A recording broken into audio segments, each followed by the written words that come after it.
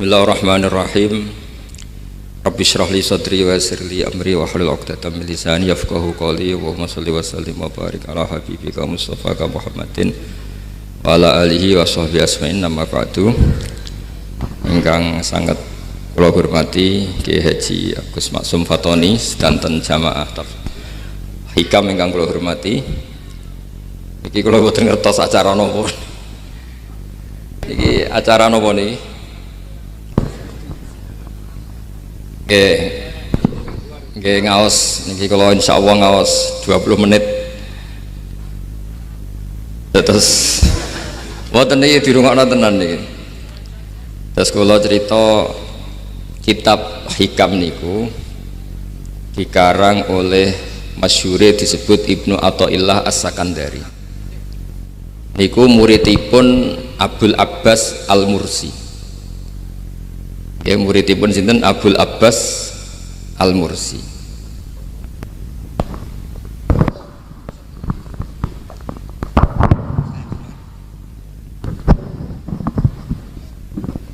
Ya kula wangsuli malih nggih terus kitab hikam niku dikarang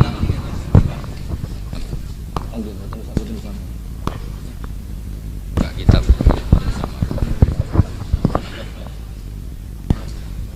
napa-napa kula.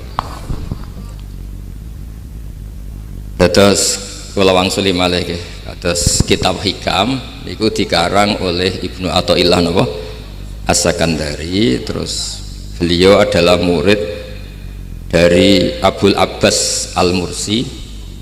Abul Abbas niku murid saking Abil Hasan Asy'ari. Nah, ingkang menginspirasi perilaku ulama di Indonesia khususnya itu adalah tulisan-tulisan utawi madhab-madhab utawi pilihan-pilihan maslak torekoh ingkang dipegang kalian Abul Hasan sinten Asy'ari. Jadi niku nggih nguntungno tiyang Jepon. Madhab ini ora unik. Terus di antara yang diceritakan Syekh Abul Hasan Asy'ari, nate suatu saat ada seorang wali, di mana-mana wali itu nggih selerane namung kepengen parak pangeran, mboten kepengen dosa. Singkat cerita, si wali ini berdoa di multazam, tempat paling mustajab, ya Allah, takdirkan saya supaya saya tidak pernah dosa lagi. Jadi ndonga supaya ora iso dosa meneh. Niku jawabe pangeran, fa aina ad'u ghufrani. Wong iku nek ora dosa iku sifat ghafur ku ora nganggur.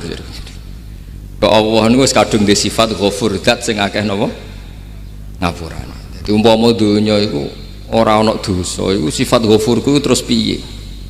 Lah niku sing dadekno tiyang boten terus seneng dosa niku boten, tapi seneng arep-arep rahmati Allah Subhanahu wa taala meskipun keadaane nate napa dosa. Kemudian itu jadi madhab yang membedakan ahli sunnah dan tidak ahli sunnah. Kamane jadi gerakan ekstrim. Ini ku ahli sunnah ciri khasnya niku mbok wong tahu dosa kaya apa tetap dianggap Islam. Ada kelompok ekstrim khawarij sing darani wong nak dosa niku berarti wis napa kafir. Jadi itu efeknya luar biasa dari madhab-madhab itu. Lalu kenapa madhab Abul Hasan Asy'ari yang kita pilih? Karena kalau orang Islam kamu kafirkan niku mboten ketemu, cara akal niku mboten ketemu. Nggih, cara berpikir kita masyhur Abul Hasan Asy'ari ngendikan wong iku nak kafir mulai cilik nganti 70 tahun. Kalau baleni malih tiyang kafir cilik ngantos 70 tahun itu kan menjadi mukmin itu hanya dengan melafadzkan apa? Syahadat la ilaha illallah Muhammadur Rasulullah. Niku hadhil kalimah satu ini. Kalimah syahadah niku saged ngilangi kekafiran 70 tahun. Artinya kalimat ini adalah kalimatun dakhala fihal kafiru al-islam atau kalimatun sara bihal kafiru musliman. Jadi ngaji rileks, ini tanamkan di hati. Ini adalah kalimat yang orang kafir saja menjadi muslim, hanya sekali dilafadzkan. Masa lalu dengan kalimat yang sama tiang muslim menjadi kafir? Ini pun buatan ketemu akal. Makanya madhab takfiri, madhab gampang mengkafirkan orang itu jelas madhab yang enggak ada rujukannya sama sekali, enggak ada pegangan ilmiahnya sama sekali. Wong kafir wae dadi Islam, mosok wong Islam dadi kafir. Mau perkara tahlilan ning kuburan, gara-gara tahlilannya nyekel patok dianggap napa? Kafir. Mergo dianggap jaluk napa? Jaluk bae, jaluk kufur. Mulane dawuh Said Muhammad masyhur itu diterjemah di seluruh bahasa di dunia. Wong-wong sing ngafirno iku mbok yo sekali-kali nginceng iku ngrungokno. Lho kula nu sampean tahlil iku yo ora seneng. Kadang sing tahlil iku yo rada kurang ajar. Kula niku yang ben nak mati, nak sing tahlil nang Jepun ora seneng. Mergo yo rada sombong lah wong tahlil iku yo kadang rada sombong. Misale ngaten, kula kiyaine jenengan. Dongane ngene, ya Allah, ini guru saya. In kana muhsinan fazid fi ihsani. Kalau dia baik, itu ya tambahlah kebaikannya. Mosok murid muni gurune baik itu kalau itu kan ngenyek uang. Ini soleh-soleh permanen dianggap napa? Jadi dungane itu ngeper, ingkana muhsinan fazid fisa. Wa ingkana musian fatajawas anhu. Misalnya kalau dia orang buruk, kalau beliau orang buruk yang kau maafkan. Maka orang-orang di luar sana yang mengatakan andekan tahlil itu baik pasti dilakukan sahabat, itu logika yang keliru. Sahabat gak mungkin kan nahlili Kanjeng Nabi ngendikan ingkana musinan, sido kafir ngoten iki mboten. Lah wong Kanjeng Nabi kok apike di ngendikano ingkana, ini kok kafir. Wong Nabi kok ingkana, andai. Saiki pertanyaannya gini, kita sebagai kiai, sebagai guru, ku murid nak tahlil ya rada kurang ajar sithik. Wong gurune kok diomongno ingkana musinan sampai ingkana musia.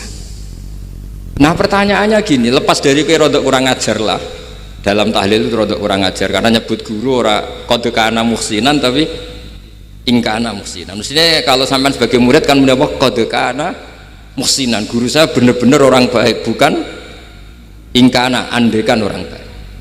Tapi ada satu kepastian bahwa ini tidak minta sama mayit. Jadi tujuan kalau kita minta mayat itu salah sama sekali. Wong kita datang ke kuburan malah memintakan ampunan untuk mayit. Kok iso darani njaluk iku piye? Ya mergo mau didelok kok adoh ketoke ngatong ya berarti njaluk. Lah ya wong fatwa kok mau berdasar inceng-incengan kok adoh niku. Iku ora jelas ya fatwa ngene. Paham gitu. Terus jenengan kudu yakin, yakin bahwa mazhab kita itu yang benar, bahwa tahlilan di kuburan tidak kafir karena tidak minta ke mayit, malah memintakan untuk mayit atau memintakan ampunan untuk mayit. Cuma redaksi sing rontok ngoten niku dikurangi lah. Nah kangge guru niku nggih dikurangi lah, dikurangi. Ya Allah, jenengan Maha Pengampun, kula suwun guru kula jenengan ampuni. Jadi ampun ngangge donga sing teng salat mayit. Nah salat mayit itu kan memang ada sanatnya, memang semua bentuknya seperti itu. Tapi nek ning kuburan kalau betul nanti itu ngotong Mbah Mun ngoten, ya Allah ini guru saya, engkau anugerahkan beberapa ilmu, beberapa amal yang manfaat untuk orang banyak. Kula suwun jenengan tampi, jenengan dat sing Maha Pengampun, jenengan ampuni. Tapi betul ngangge ingkana itu, angen-angen muga aku dadi kiai ini tersinggung. Murid orang ajar, masuk darani gurune apik iku andekan. Ya tapi berhubung ra paham ya alhamdulillah ya Dok. Tahlil yang Wali Songo ya banter-banter nganggo mic. Lah sing kene paham ya rodok risi. Piye? Wali Songo darani ingkana iku piye? Wah. Dadi niku mareni iki. Mulane kula suwun nak tahlil nyewa kiai sing alim lah ben rodok bener, ben rodok bener. Tapi ampun nyewa kula mboten purun. Kula nu gak ada pondok lah dadi mboten saya masyhur susah diundang orang kecuali yang ada hubungan guru, hubungan sarang. Karena beliau lama sekali ngajar di MGS, beliau Gus Maksum itu lama ngajar di MGS, jadi saya itu hanya datang di orang-orang yang pernah khidmah di sarang, terus yang pernah keluarga sepuh, Saya datang ke Jakarta ke Pak Quraisy Shihab itu ya karena Pak Quraisy itu lama sekali bikin apa ya diskusi-diskusi tafsir. Akhirnya saya termasuk pengajar di pondok beliau. Jadi faktornya ya hanya karena itu, bukan yang lain.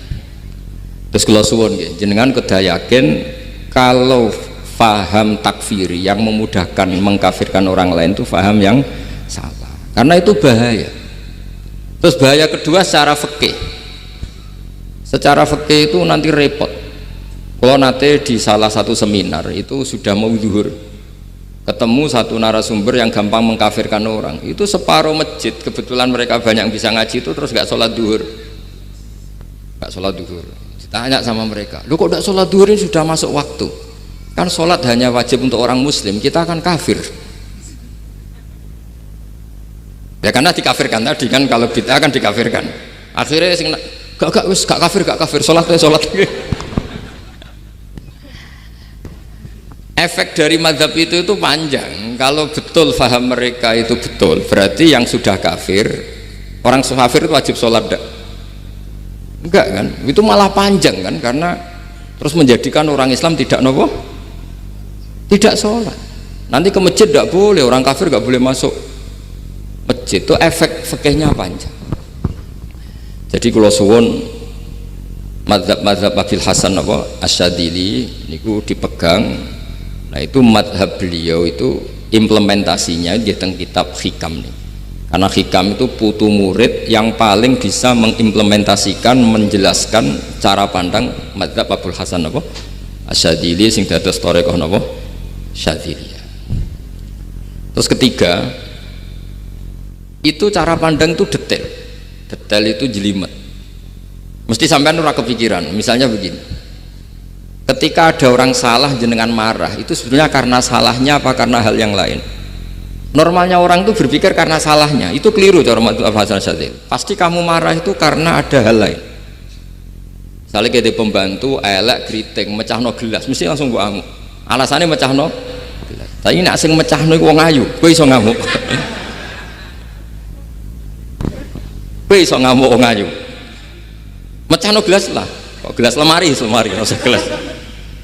Sama, kamu janjian sama orang, wongnya nyulayani janji, mesti mbok maki-maki. Katanya jam 10 kok udah datang gini-gini.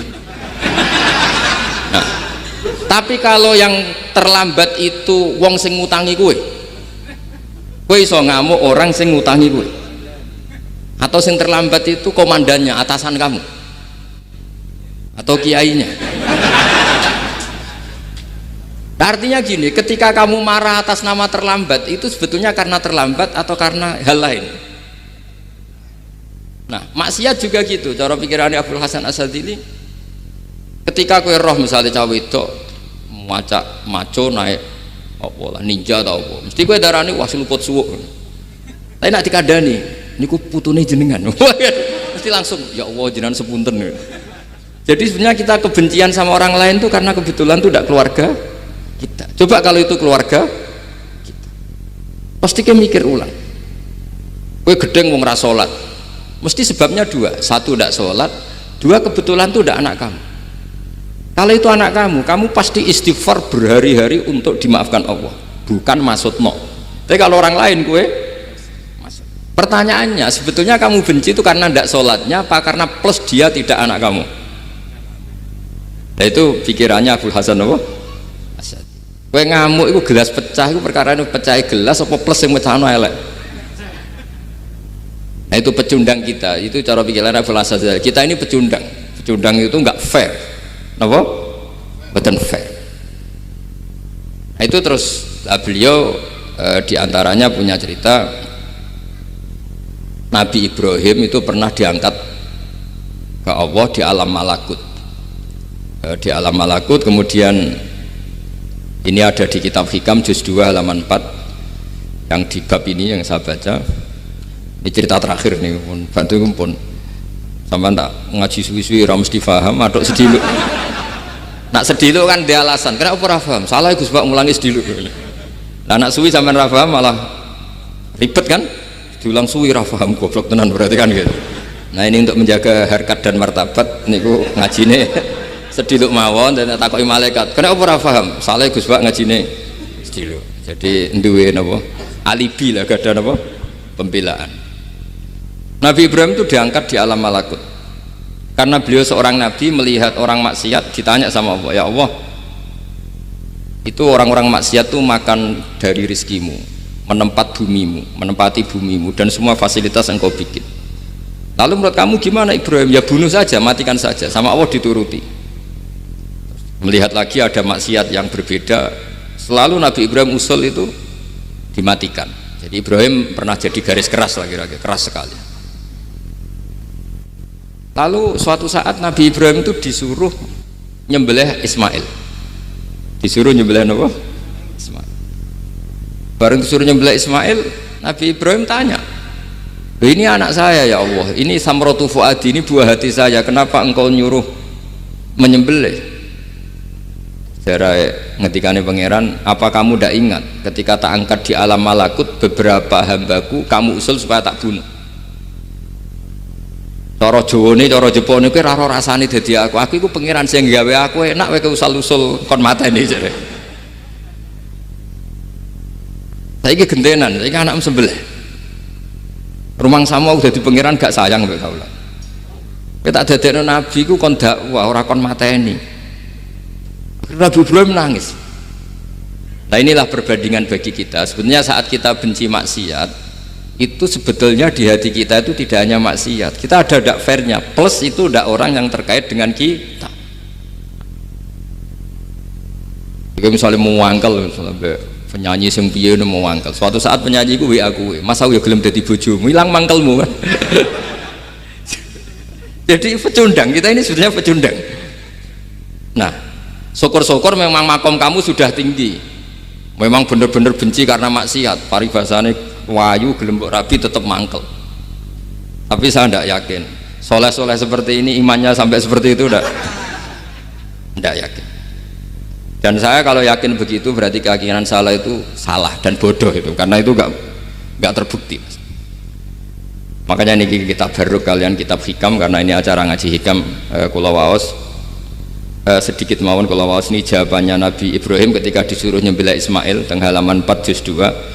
Allahumma hadza waladi wa samratu fuadi wa ahabbun nasi ilayya fasami aqailan yaqul ama tazkurul lailah allati sa'alta fiha ihlaka abdi awama ta'lamu anni rahimun bi ibadi kama anta syaqiqun bi waladik. Jadi Ibrahim, anak kamu sembelih. Kata Ibrahim, ini nggak mungkin Gusti, ini buah hati saya, kenapa engkau minta ini tak sembelih? Apa kamu tidak ingat pernah mengusulkan saya menghabisi sekian hamba saya? Kalau kamu bisa sayang anak kamu, saya juga sayang hamba-hambaku, enak we. Mikir. Jadi makanya kalau suwon kita ini hidup harus insaf. Nak kira dia duit, iku yo mangkel tenan, loro tenan. Terus bojomu mbok kon sabar pas kowe ora ngekeki duit, iku yo ora fair. Wis ben-ben ngamuk. Satu kelihatan cerdas. Memang kondisi nggak punya uang itu harus ditanggapi dengan marah, masa diapresiasi. Pinter mas, kowe saiki sudah wong zuhud. Wah ya ribet kan, wes jos mas sampean, saiki ra di dhuwit, sampean sudah wong zuhud, wong waroi. Tapi udah mati bareng saiki. Jadi sebetulnya Allah bikin emosi itu, andaikan boleh dibahasakan wes dipikir. Walau la dafwahin nasa ba'dhum bi ba'd la fasadatil. Jadi bumi ini sebaiknya itu diisi dengan sekian perbedaan, tapi tidak konflik. Perbedaan dengan konflik itu beda. Saya ulang lagi, bumi ini sebaiknya diisi dari sekian apa? Perbedaan, karena justru itu bagus. Saya itu berkali-kali bilang, andaikan tidak ada pikiran kedua, ini dunia ini sudah rusak. Harus ada pikiran kedua. Misalnya ono wong kok terlalu apik mbek kanca, mesti bojone sambat, wong gak men ngopi mbek kancane, ra tau ngapi mbek bojone. Tapi kalau ngopi mbek bojone terus, mesti kancane sing sambat. Wah, jok rabi lali kanca.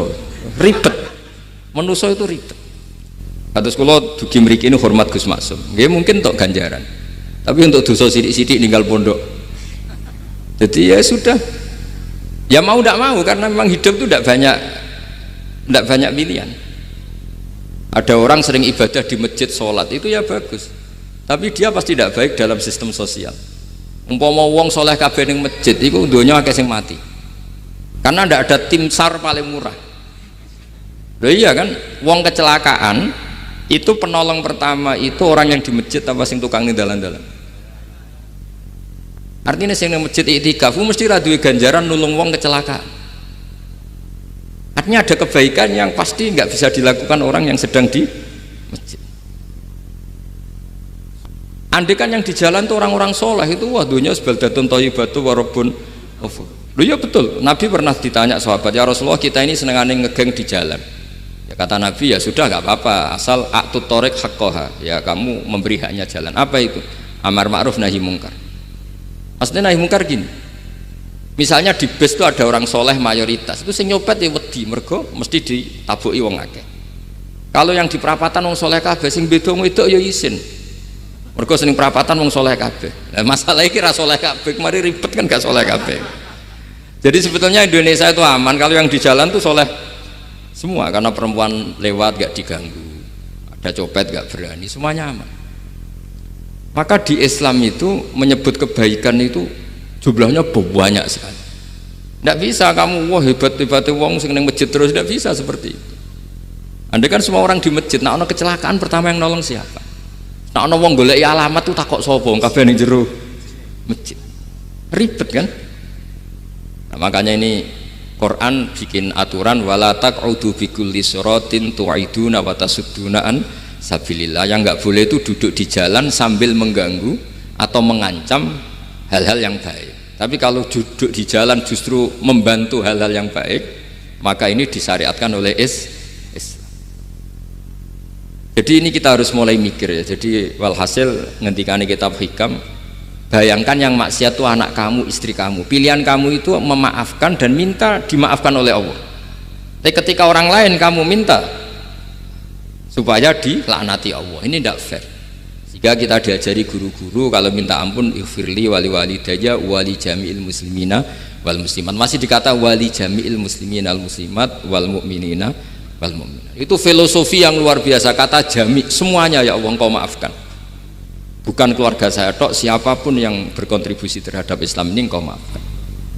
Begitu juga di muqaddimah khutbah kula suwun harus ditradisikan wala alihi wa sahbihi ajmain. Kata ajmain ini kata pembeda. Mungkin orang baca hanya rutin, tapi kita yang nekuni ilmu, ajmain ini kata kunci. Fa inna ahla syiah akramu sahabiyan wa ahanu sahabiyan akhar. Tradisi madhab Syiah itu apa? Ada sahabat yang begitu dimulia-muliakan berlebihan kayak Sayyidina Ali, dan ada yang dihinakan kayak Abu Bakar dan Umar. Lalu pembedanya dengan ahli sunnah apa? Kita menghormati sahabat wa sahbihi ajmain. Jadi hadhil kalimah kalimatun fariqah, ini kalimah pembeda. Jadi ajmain buatan kalimah rutin terus ono jimati ono kasiate ini buatan. Kita maklumatkan ke seluruh dunia bahwa mazhab ahli sunnah ditandai dengan wa ala alihi wa sahbihi ajma'in. Mengenai dawuh Basim wa nukrimu ahlal bait wa nukrimu jami'a ashabi Rasulillah sallallahu alaihi wasallam. Jadi wa nukrimu jami'a ashabi Rasulillah sallallahu alaihi wasallam. Ciri utama mazhab ahli sunnah apa? Menghormati keluarganya Nabi dan menghormati seluruh, ada kalimat apa? Seluruh sahabat. Jadi kata ajma'in itu kalimatun fariqah atau kalimatul fasl, kalimat yang membedakan mana madhab Syiah dan madhab ahli sunnah apa? Itu kalau jenengan ngaji teng Gus Maksum napa teng Ki Haji Maksum, di antara madhabnya sinten Nabi Ibrahim yang diceritakan Abdul Hasan apa? Asyadili, kebencian kepada maksiat, kita semua pasti benci maksiat. Tapi nggak fair kan, yang satu kamu laknati, yang satu kamu doakan. Ujung-ujungnya apa? Ada unsur hadun nafsi. Kalau yang terkait dengan jenengan mbok dongakno di sepuro, nah yang nggak ada terkait mbok pasutno, ini kan tidak fair, padahal sama-sama apa? Maksiat. Terus kalau suwun polemik tentang ketentuan gimana hukumnya ziarah kubur, ya hukumnya baik karena mendoakan atau memintakan ampun untuk yang mati, bukan meminta sama yang udah bisa Muhammad kena arah percaya rukokno wong didelok kok ado pancen ya ngeri kan, patok itu usap-usap bariku ndonga delok kok ado kan njaluk kuburan padahal mayite ngeluh ngeluhe perkara mau. Kadang nek sing kiai ini rapati iso ngaji wamen ingkana wali kok darani napa? Ya Allah, jika mayit ini, andekan mayit ini baik, maka dan andekan tidak, lu cara kowe dadi mayite bocah ora jelas mayit. Nah, makanya ini cobalah kalau sholat jenazah tidak apa-apa doa itu karena sanatnya seperti itu. Ya, kalau doa guru ya diatur-atur yang baik lah, langsung mawon ya ghafiratunu wal khotiat gini-gini, saya mohon beliau amal baiknya jenengan terima, amal buruknya jenengan ampuni, karena guru juga manusia tidak nabi. Boten terus pakai apa ingkana kita beruk. Nah, mulanya itu setelah peristiwa ini Nabi Ibrahim menghentikan faman tabi'ani fa innahu minni waman asoni fa innaka ghafurur rahim. Ya Allah, orang yang ikut saya ya pasti bagian dari saya, artinya harus berhak mendapat syafaat. Tapi orang yang sedang tidak taat sama saya, kula suwun beri hak untuk tobat. Jadi ghafur itu artinya ya kasih waktu lah Gusti untuk tobat, sehingga umat ini nggak berhenti berharap supaya yang sedang maksiat pun kita selalu berharap suatu saat pasti tobat. Kita berharap la'allahum yarji'un, la'allahum yantahun. Quran sendiri menghadapi orang-orang maksiat masih selalu diberi harapan la'allahum yarji'un, la'allahum yantahun. Ya tentu dengan sekian mauidhah, sekian hikmah, sekian amar ma'ruf nahi mungkar. Yang jelas kita sebagai ahlul ilmi ini tidak punya sanad model keras, karena semuanya ini proses. Sama nggak bisa niru Nabi itu kan dulu perang Gus. Loh, Nabi perang dulu itu enaknya itu Nabi mesti bener, musuhnya mesti salah. Jadi Abu Jahal CS. Saiki ke perang kowe ora mesti bener, musuh ora mesti salah. Terus kabeh tegas piye oleh tegas wong padha ora jelas. Riyen tegas kan gampang, Nabi mesti bener, musuhnya mesti salah. Kan penak.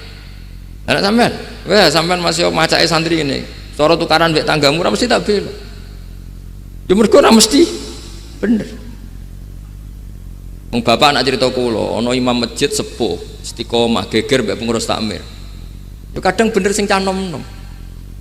Kaya imam masjid sing sepuh iku ndekne paling sepuh kudu dadi imam terus jare bapak. Iku istiqomah apa mau digenteni wong liya? Itu banyak alumni sarang, alumni Pelosok Lirboyo nganggur gara-gara sing tua itu mau digenteni. Nah, tapi misalnya kok sing nom ambisi ya salah, wong ono sing sepuh kok sing nom ambisi hidup itu udah banyak pilihan.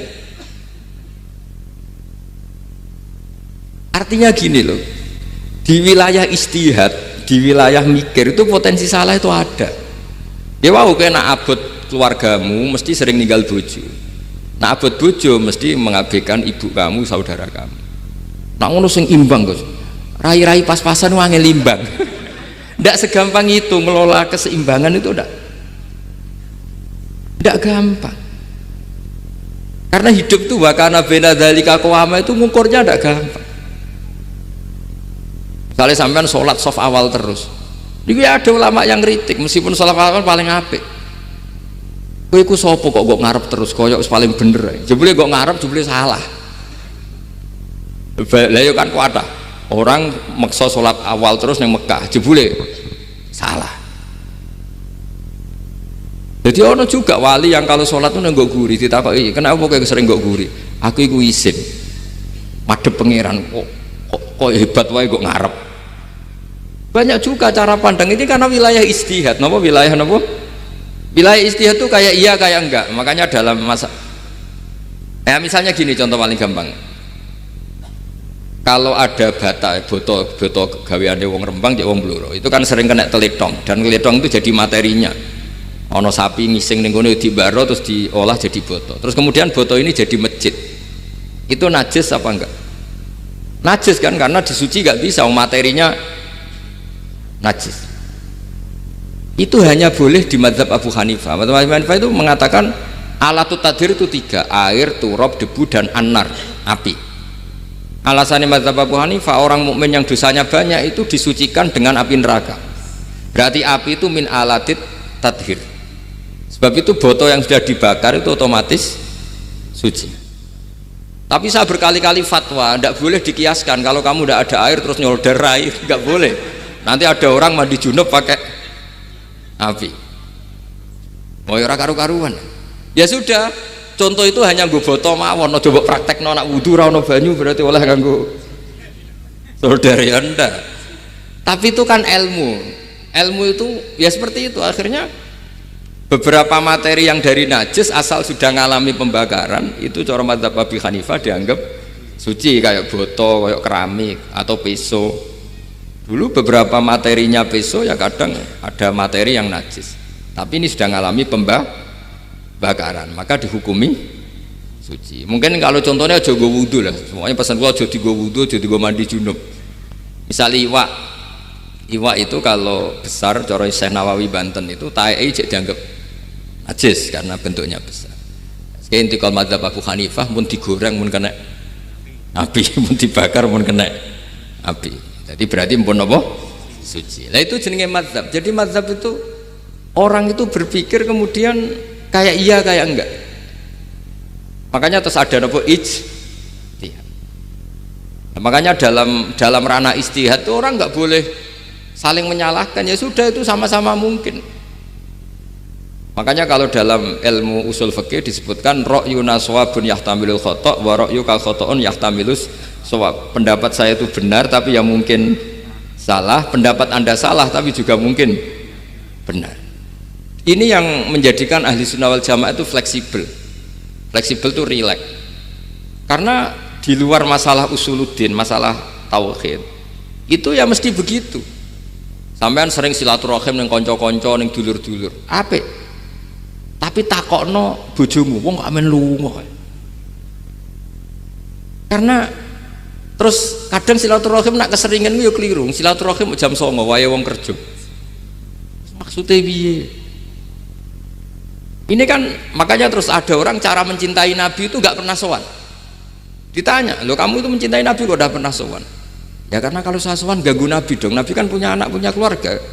Kalau nemuin saya kan artinya nggak ngurusi anak istrinya. Dan itu menurut saya benar. Saya termasuk kiai yang jenis itu. Makanya kalau kamu sering sowan saya itu udah tak biji bagus, itu udah bagus ya. Itu pasti ganggu. Tapi misalnya seneng kok rasuan ya lucu, wong seneng kok ora tahu sowan. Sampean milih ndi coba? Ini kan lucu kan? Lho sowan tuh mesti ganggu apa enggak? Enggak. Tapi seneng kok ora tau sowan ya lucu kan? Nah itu ijtihad. Maksudnya ijtihad itu ya ada sahabat yang seneng Nabi itu enggak pernah sowan. Ya hanya datang ke masjidnya ikut jamaah, datang ikut jamaah, tapi enggak pernah sowan. Ada lagi sahabat yang kalau disuruh coba wajahnya Nabi itu kayak apa? Saya enggak pernah melihat. Padahal bertahun-tahun jadi sahabat. Karena ijlalan lahu, saya sangat menghormati beliau sehingga saya merasa nggak berani melihat wajah. Tapi banyak juga sahabat yang detail mensifati beliau, sampai hajibnya tahu, syaribnya tahu, semuanya tahu. Saking mencintainya, aku nak roh Nabi seneng delok. Sama-sama seneng, tapi cara mengimplementasikan, nah itu wilayah-wilayah napa? Jadi kalau suwun terbiasalah dengan beda pendapat, dengan biasa mawon. Dan itu kita dilatih. Makanya wonten makalah masyhur ikhtilaful a'immah napa rahmah, atau sebagian disebut ikhtilafu ummati rahmah. Umatku yang berbeda-beda. Beda itu bukan konflik loh ya. Beda pandang, beda sudut materi atau metode atau maslak. Niku semuanya asal ikhlas dan berbasis ilmu niku kabeh napa rahmah. Yes, ngoten mawon menami-lami. Assalamualaikum warahmatullahi wabarakatuh.